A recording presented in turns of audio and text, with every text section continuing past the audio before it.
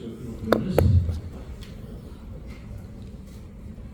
And for you that are not familiar with the man Thomas Willis, he was a neuroanatomist and a physician in the 17th century.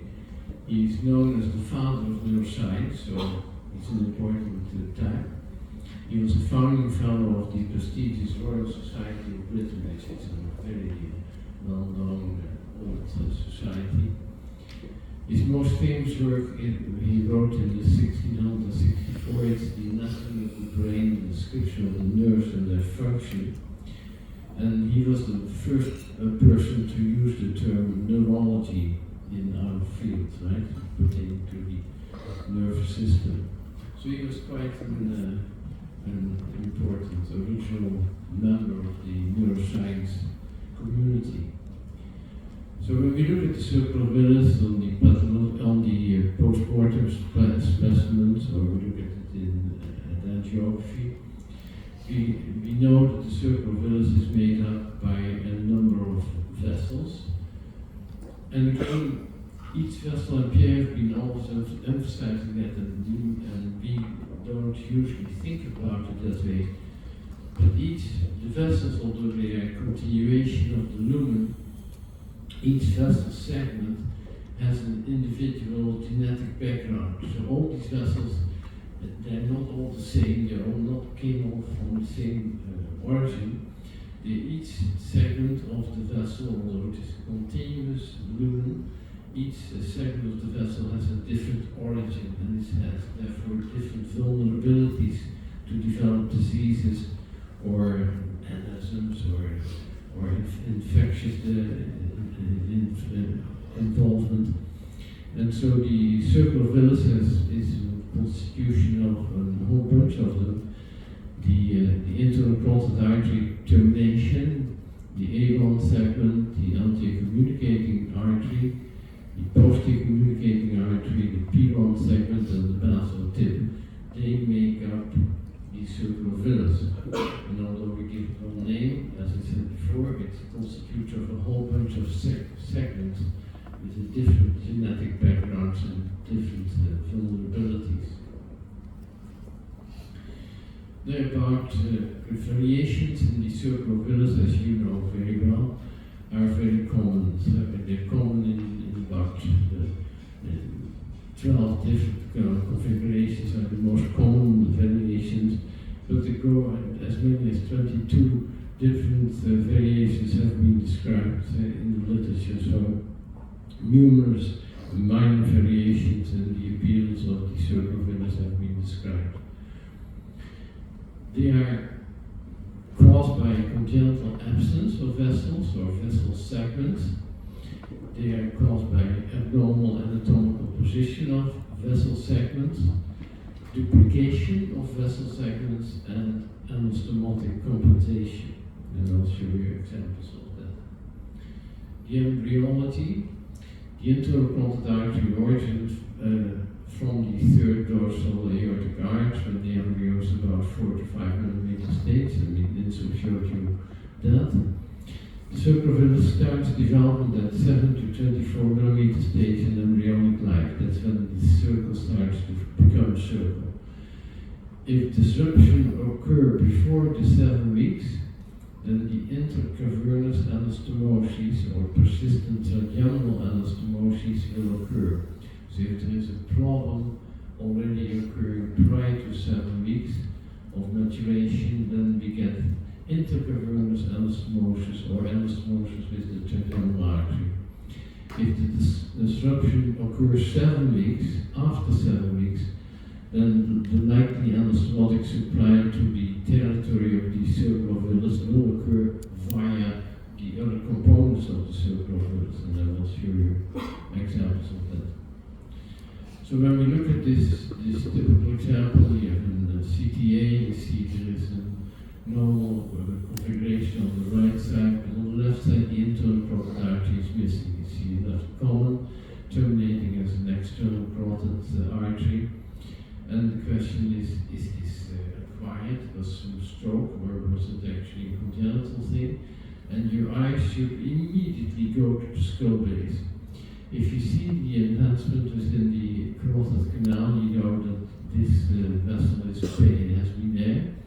But on the other side, there is no carotid canal, no enhancement. So when there is no hole in the skull, there is no vessel in the skull, so that was never developed. It's not an acquired situation. If you have no bone, no canal, then it's a congenital situation, dating to indicating an abnormality that occurred prior to 7 weeks of gestation. Another example, very prominent carotid internal carotid artery on one side. On the other side, there is a termination as external carotid branches. This is vertebral artery. Is it congenital or is it acquired? This prominent internal carotid artery, you can see at the skull base level, very large internal carotid artery canal, and on the opposite side you see nothing. So again, this is not an acquired condition, this is obviously a congenital abnormality where the internal carotid artery failed to develop and failed to demonstrate itself as in a vessel going through the skull base. The absence of the internal carotid artery is rare, 0.001% collaterals via persistent embryonic extra intracranial anastomosis or intercavernous anastomosis reflecting an early maldevelopment. I'll show you examples in a moment.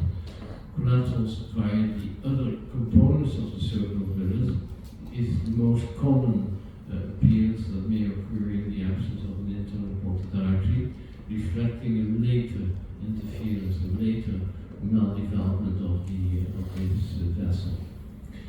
Collateral supply will depend on the timing of the causative insult during embryonic life. So we're going to look at different collateral supply compensating for the absence of the internal carotid artery.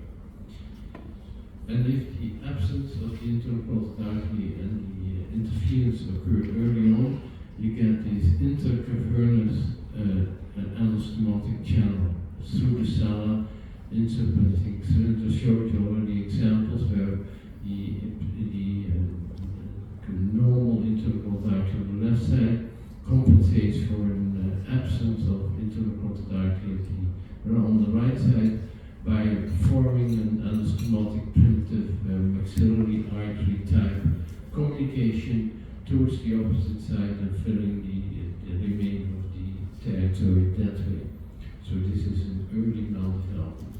Another example where you have this transcellular anastomotic channel towards the opposite side, compensating for an absence of the internal carotid artery on the right side. Another example, congenital absence on the right side. We know because there is no carotid canal, there is a carotid canal on the left side. We see this smaller type of compensatory mechanism through the cell towards the opposite side, filling partially the territory also filled by, of course, the anti-communicating artery in this case. Another example, agenesis of the internal carotid artery on the left side. Look at the skull base. Whenever a vessel is missing that goes supposed to go through the skull, wherever its location, look for it. If there is a canal on one side but no canal on the other side, you know you're dealing with a congenital absence and not an acquired lack of filling of the internal carotid artery, as you may see in the stroke patient. And so here in this case we have also transcellular anastomosis towards the opposite side, filling its territory. Another example, and a different example, so again we see the presence of flow through the skull base at the level of the internal carotid canal. On the opposite side we see no such thing, there is no flow, there is no canal. So what is going on? So in this case we see that the left internal carotid artery is reconstituted by this vessel. This vessel normally should have gone to the basal artery, it should have been the trigeminal artery, but instead it actually is originating from a different type of vessel, a paramedian vessel, as I think Philippe showed you already, that occurs in the lion and certain animals, and they have this configuration of a persistent paramedian. This is the basal artery, this is the paramedian vessel. fills the trigeminal artery and then it fills eventually the carotid artery. So it's a compensatory mechanism related to early maldevelopment, and therefore the trigeminal artery was still capable of taking over its territory. When you have an anastomosis that is related to a later maldevelopment, you get the persistence of typical compensatory anastomotic channels such as the anti-communicating and post-communicating artery segments of the circle of Willis. And we have already seen some examples of this change in the appearance of circle of Willis, the intra-optic course of the anti-cerebral artery. You can see it nicely on the MRI, you can see on the drawing how this anti-cerebral artery goes underneath the optic chiasm and then comes out above it. So this is the intra-optic course of the anti-cerebral artery. Another example, actually a very nice example, where you have not only the intra-optic course, but also there is a partial development of a normally located anti-cerebral artery A1 segment. So you have both being present, and you can see on this slightly oblique view, you can now imagine why, as we discussed yesterday, the anti-cerebral artery could actually be the original supply towards the ophthalmic artery. They're clearly right next to each other and initially are connected and supplying the ophthalmic system. Another example of bilateral intraoptic, as well as the normal A1 segmental location. So we have a bilateral duplication of the origin of the anti-cerebral artery in this particular case. You can see it there as well. And another example here on the right and here on the left, intraoptic course of the anti-cerebral artery. You can see it on the MRI very nicely. Intraoptic course of the anti-cerebral artery. And in this case, when you put the angiograms together, so it's bilateral intraoptic course, no real normally developed location. And because of this incomplete maturation, we see a vulnerability in the region, and you can see an aneurysm associated with this type of configuration. And another transcellular anastomosis is an absence of the internal carotid artery, congenital absence. There is an anastomotic channel through the cella, and then goes up to the normal configuration, but there's also an intraoptic course on this side. So you have a combination, multiple variations in this particular patient of a absent internal carotid artery, transcellular anastomosis,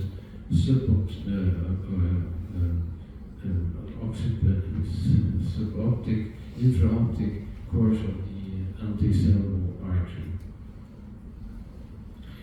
Different from this configuration. So remember, as I told you about it, so when vessels actually not regress and persist as they were originally, you get a duplication of the system.